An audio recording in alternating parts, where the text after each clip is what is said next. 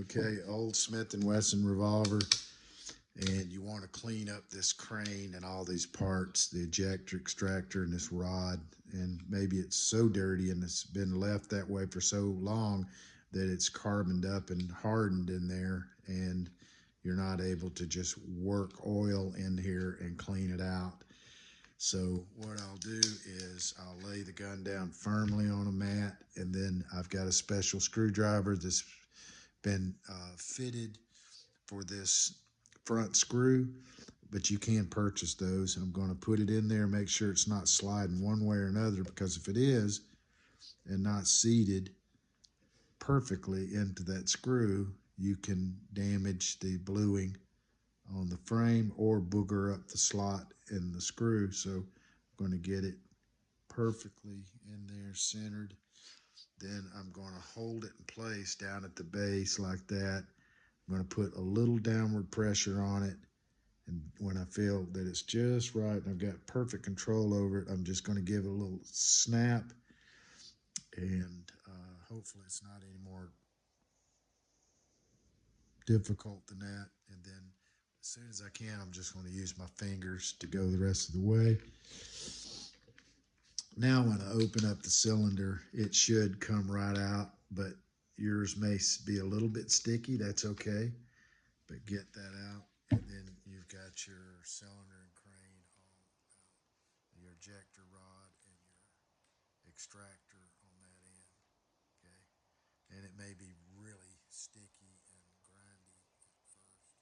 Okay, so what I'll do is remove it out of the cylinder, and then I've got a couple of choices. I could put this in a padded vise, but don't grab just the tip. If you do put it in a padded vise with leather or rubber, grab the entire, as long as much of this length that you can with the vise. Don't tighten it too tight, and then you should be able to uh, just snap. Sometimes a little quick snap will break these things free easier than a slow push. And so once you do that, if you have to, you can use one of these tools. You put it on there, but you only go as deep as the knurling. See that texture? You don't push it all the way down till it's riding on the bluing. You just go just deep enough, and then you tighten this up, and then a little snap. This one, I don't have it super tight, so I've already got it loose. So I'm going to take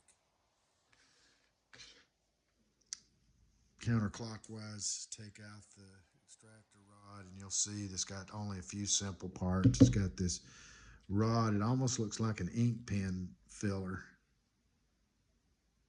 And then it's got the spring over the top, and it goes in. But what you don't want to lose is this little bushing. And be careful, because if they've ever done work on an older one, they may have added an additional 10 thousandths, for example, shim right behind that to eliminate the end shake of the cylinder. And so you don't want to lose that.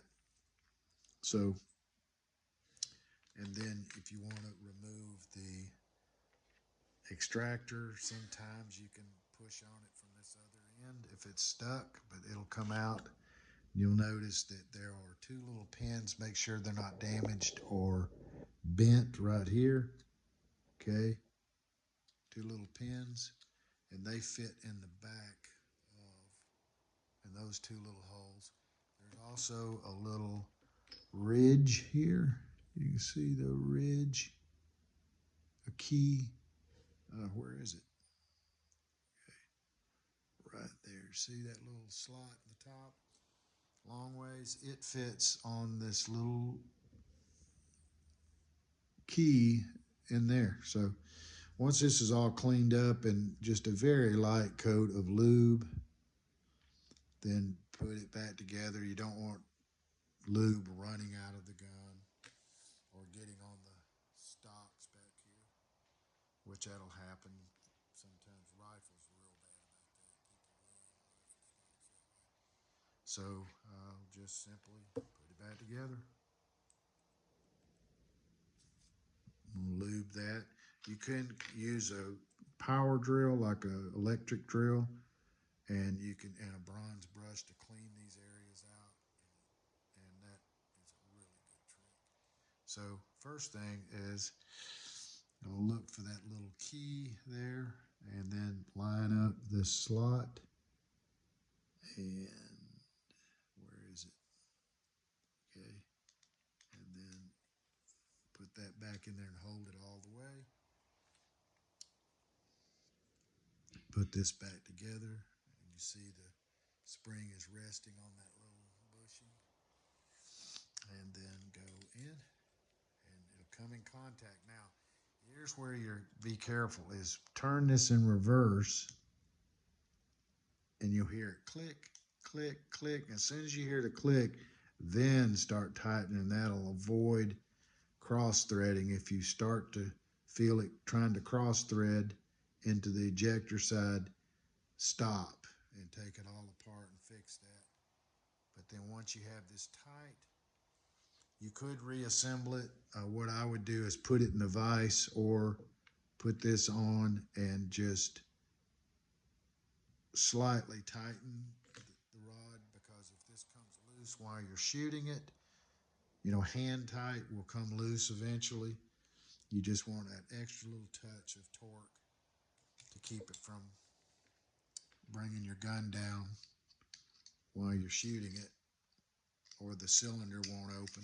It'll keep firing, but the cylinder won't open. A little difficult to get all of that mess undone. When it happens, I'm going to put it all back together. Just want to be careful not to scratch the frame.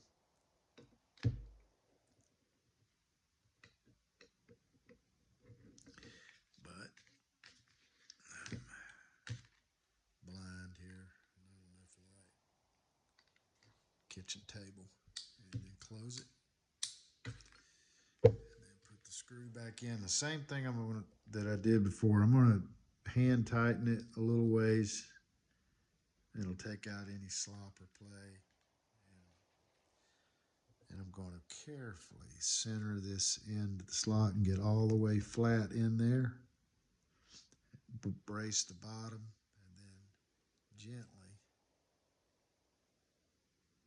tighten it back up. Make sure I don't feel myself scratching the frame at all. Then lay it flat in there. I'm going to go down and put about 1/8 of an inch, 1/8 of a turn extra. Just barely tighten it. It won't come out. And then now I'm back together, and this thing is like glass.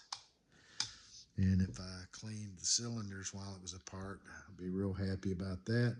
Then I'll just probably clean all the crap around this forcing cone, and clean the breech face and the bore. And now, if you ever have to, you can take off these other screws, take out these other screws, loosen your mainspring, and you can tap this plate, tap it here on the end, and this plate will come off, and then you can maintain the internals. But I wouldn't do that unless you know what you're doing.